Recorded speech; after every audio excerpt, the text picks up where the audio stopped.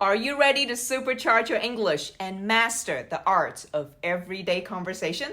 I'm about to share with you some essential phrases I use daily, guaranteed to take your language proficiency to the next level.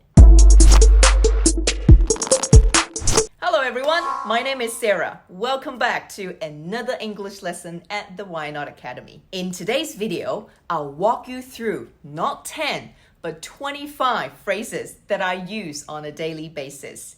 They are common expressions that I incorporate into my everyday conversations at home and at work. I believe these phrases are not only essential for effective communication, but also serve as valuable tools for ESL learners looking to enrich their language skills to sound authentic and natural. I'll start from morning routines to daily tasks at work and winding down in the evening.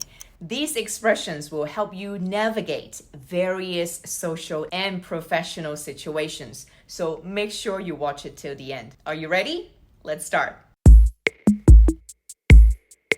The first phrase, get a grip. So first thing in the morning, I always say to myself, get a grip, Sarah, when my alarm goes off at 4:45. It's time to get up, get ready, and hit the gym. So in my head, I'm yelling, get a grip, Sarah, you can do this. This phrase is an assertion, telling yourself or sometimes others that you can control yourself to behave in a certain way. For example, I think she needs to get a grip on herself. She's behaving like a child. Or, this book really helped me get a grip on controlling my emotions. Or you can simply say, get a grip, will ya? Get a grip. Number 2, do you mind if I switch on the light? Or simply, mind if I switch on the light? Notice I say, do you mind I switch on the light? Do you mind in spoken English is pronounced as do you mind? Do you mind? Thank you. Do you mind? Do you mind? Since I wake up at early dark 30, as Jocko puts it, sometimes I want to ask my husband if it's okay to turn on the light. You can use this phrase, do you mind, followed by a request. Do you mind washing the dishes? Do you mind taking the rubbish out? Notice it's followed by a gerund, the ing form of a verb. Do you mind doing the laundry? Do you mind doing the laundry? Next, I'm going to nip into the coffee shop. To nip means to go somewhere quickly. Say to a supermarket to pick up something real quick. I'll nip into 7-Eleven to pick up some milk for the cereal. To nip somewhere. Just gonna nip to the loo. Cool. Number 4, make up your mind. I always say this to my kids. Make up your mind. Which cereal do you want? Or do you want to watch a movie or go hiking? Make up your mind. We use this phrase when someone cannot seem to decide what to do or we are urging them to make a final decision. You might be slightly annoyed, especially depending on the way you say it. Can you make up your mind? Make up your mind. And can you make up your mind? Well, make up your mind. Convey very different emotions. The first one, you might still have time to think. The second one, you better make a decision or else. Number 5, let's roll. I use this phrase to hurry my kids out the door in the morning. Come on, let's roll. You're going to be late. I'm telling my sons to start leaving a place or to start doing something. In this case, leave home and go to school. What time does the movie start? In 5 minutes. Well, then what are you waiting for? Let's roll. Let's roll. Number 6, have a good one. Have you noticed the time in the morning goes very fast? I used to hurry everyone else out the house. Faster, faster, faster. You wouldn't want to get in my way. But no matter what, I'll always remember to wish my boys a good day. Have a good one, it's an informal idiom, meaning I'm wishing them a good day at school, at work, or whatever they're going to be doing that day, to have an enjoyable day. So instead of saying goodbye to someone, you can say, have a good one. For example, maybe I'll see you next week. Yeah, have a good one. I enjoyed talking with you. Me too. You have a good one. Have a good one. Number 7. I've got a dash. When I'm rushing out the door or ending a conversation abruptly, I often say, I've got a dash. I've got a dash. It's a casual way of saying that I need to leave quickly or move on to the next thing. For example, if I'm running late for a meeting, I might say to a colleague, sorry, I've got a dash. Let's catch up later. Yeah, listen, got a dash. Number 8. I've got back-to-back lessons all day. When I'm at work, I often find myself with a busy schedule of consecutive lessons. When I say I've got back-to-back lessons all day, it means I have classes scheduled one after the other without any breaks in between. It's a way of expressing that my day is fully packed and I'll be busy teaching or attending sessions non-stop. For example, I've got back-to-back meetings after lunch. When students tell me they don't have their homework and their reasons, I usually say, don't beat around the bush. Just tell me the reason why you don't have your homework. As you can tell, I'm annoyed already. As a teacher, chasing homework is one of the things we enjoy doing. Usually, students come up with excuses for not completing their homework. My homework! I sometimes tell them, don't beat around the bush. This phrase means to stop avoiding the main issue or being indirect. It's a way of urging them to get to the point and address the matter directly. Look, I'm not going to beat around the bush. For example, if a student starts making excuses for not doing their assignment, I might say, don't beat around the bush. Just tell me why you didn't do it. Don't beat around the bush. Just tell me what you really think about the proposal. Do you like my cooking? Don't beat around the bush. Well, we can always order takeout. Sometimes when my workload is overwhelming, I'll say, I'm up to my eyeballs. This expression means that I'm extremely busy or deeply involved in something. I'm up to my eyeballs trying to save things around here. It's a vivid way of describing being completely swamped with tasks or responsibilities. For instance, if someone asks me how work is going and I'm feeling overwhelmed, I might say, I'm up to my eyeballs in paperwork. With all these deadlines approaching, I'm up to my eyeballs in work. Sometimes when I'm planning for things, I often say, I'm playing it by ear. This means that I'm making decisions or arrangements as I go along, based on the circumstances or developments at the time. You're right. Let's play it by ear. It's a way of expressing adaptability and willingness to adjust plans as needed. For example, if a colleague asks me about my weekend plans and I haven't decided yet, I might say, I'm playing it by ear. I'll see how I feel when Sunday rolls around. I'm not sure what the plan is yet, so I'm playing it by ear for now. When something is obvious or requires little thought, I'll say, that's a no-brainer. That's a no-brainer. This phrase indicates that a decision or action is simple and straightforward, that only requires minimal consideration. It's a no-brainer. It's a way of expressing agreement or emphasizing the ease of a choice. For example, if someone suggests ordering pizza for dinner, do you want pizza for dinner? And I agree wholeheartedly. I'll say, that's a no-brainer. Of course, I love pizza. Choosing the healthier option is a no-brainer when it comes to improving your diet. Yeah, let's add some more kale to the topping. If someone approached me and asked me about something and I need a moment to think, I'll often ask for a brief pause by saying, give me a second or give me a minute. This indicates that I need a short amount of time to finish what I'm doing at the time. It's a polite way of asking for a brief delay. For example, if someone asks me a question while I'm in the middle of something, I might say, "Give me a second to finish this email and then I'll help you."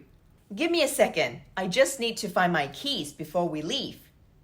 Sometimes I even shorten it to, "Give me a sec, give me a sec." Usually around 11 or 11:30, I'll say, "I'm a bit peckish." This means that I could use a snack or a light meal to keep me going before I can go out for lunch. It's a casual way of indicating that I can eat, but I'm not ravenous yet. For instance, if it's mid-morning and I'm starting to feel hungry, I might say to a colleague, "I'm a bit peckish. I think I'll grab a granola bar." After skipping breakfast, I'm a bit peckish and could go for a snack. When discussing options or preferences with colleagues or friends, I often use the phrase, "What do you fancy?" What do you fancy? This is a casual way of asking someone what they would like or prefer in a particular situation. It's a friendly and open-ended way to start a conversation about choices or plans. For example, if I'm deciding where to go for lunch with a coworker, I might say, "What do you fancy eating today? What do you fancy for lunch today? Noodles or sushi?" After lunch, I usually say, "What's the damage? What's the damage?"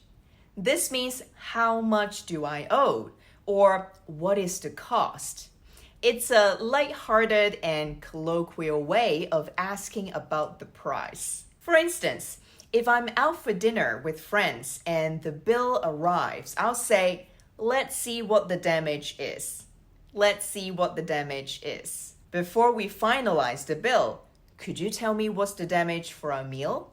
Whenever I want to treat my friends or colleagues, I'll say, "It's on me. It's on me." This means that I will cover the cost and that the other person doesn't need to worry about paying me back. It's a friendly gesture often used when treating others to a meal, drink, or activity. For example, if I'm out for drinks with friends and want to treat them, I'll say, "Don't worry about it. It's on me. Don't worry about it. It's on me. Thanks for offering to pay, but this round is on me." I really believe it's a blessing to be able to treat others. All right, when returning to work after lunch, I usually jokingly refer to it as "back to the salt mine." Back to the salt mine.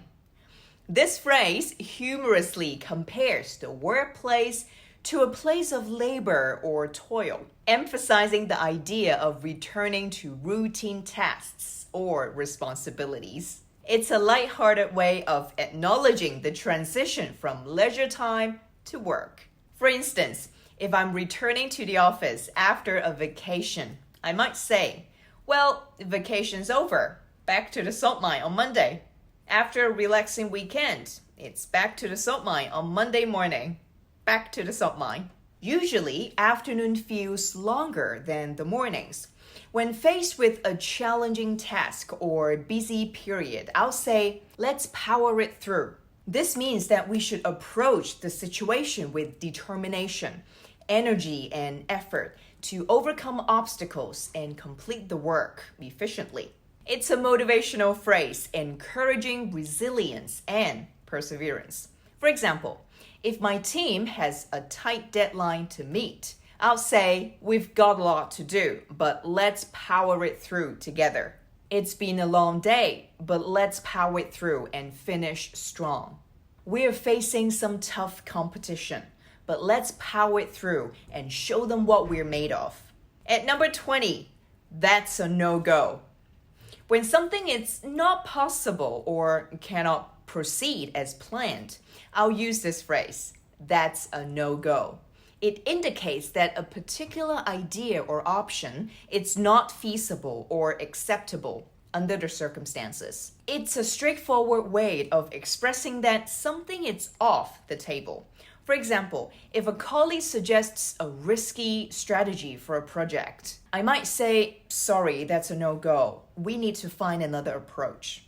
Unfortunately, bad weather means our outdoor event, it's a no-go. Nah, it's a no-go. I often use this phrase when discussing plans, expectations, or goals with others. Are we on the same page? This means that I want to make sure that everyone has a shared understanding and agreement about what has been discussed or decided. It's a way of confirming mutual understanding and alignment. For instance, if I'm collaborating with a different department on a project, I might say, just to confirm, are we on the same page about the timeline? Let's go over the details one more time to make sure we're on the same page. Before our presentation, let's rehearse the key points once again, just so I know we're on the same page. We are on the same page, my friend. But At number 22, at the end of a work day, I'll often say, I'll call it a day. This means that I'm finished working or participating in something for the day and will stop what I'm doing. It's a casual way of showing the end of one's efforts or involvement. For example, if I've completed all my tasks and it's time to leave the office, I'll happily say, well, I've finished everything on my list. I'll call it a day. After a long day of meetings, I'll call it a day and relax with a good book. You can also say, I'm done for the day. It's another casual way of expressing relief or satisfaction at finishing something. I've been gardening since morning. I'm exhausted now. Think I'm done for the day. All right, at number 23, fancy a cuppa? This is a common British English phrase, inviting someone to join you for a cup of tea or coffee. It's a friendly and informal way of suggesting a relaxing drink together. For example, if a friend stops by my house in the evening, I might say, come on in, fancy a cuppa? Fancy a cuppa before bed? It might help you relax and unwind. Number 24. In the evening, when I'm feeling tired or in need of a boost, especially before my bedtime, I'll say, I could do with a little pick-me-up. I could do with a little pick-me-up. It means that I could use something to refresh or energize me, such as a snack, drink, or a brief break. It's a way of expressing a desire for something that will improve one's mood or energy levels. For example, if I've been working all day and need a break, I might say, I'm feeling a bit worn out. I could do with a little pick-me-up. After a long day, I could do with a little pick-me-up before hitting the hay. Hitting the hay here means to go to bed. All right, at number 25, the last phrase I have for you is, do you mind if I turn in early? When feeling tired and ready to go to bed, I'll ask, do you mind if I turn in early? This means that I want to go to bed earlier than usual, and I'm asking if it's okay with the other person. For example, if I'm staying at a friend's house and feeling exhausted, I might say, I'm really tired. Do you mind if I turn in early? I have an early meeting tomorrow morning. Do you mind if I turn in early? And there you go. These 25 phrases, I tend to use it on a daily basis. If you think of other alternatives, share with me in the comment section. I hope you enjoyed today's video and practice using these phrases in your daily life too. Let me know what you think. Remember, practice makes perfect. By familiarizing yourself with these handy phrases, you'll be better equipped to communicate effectively in different contexts, be it at home, at work, or social gatherings. Language learning is an ongoing process, and practicing these phrases regularly will contribute to your fluency and confidence in speaking English. So, let's make it a daily habit of using these expressions and watch your language skills flourish. If you want to connect with me on my other socials, be sure to check out my IG. And as usual, I wish you a great weekend, and I'll see you next week for another English lesson. Bye for now.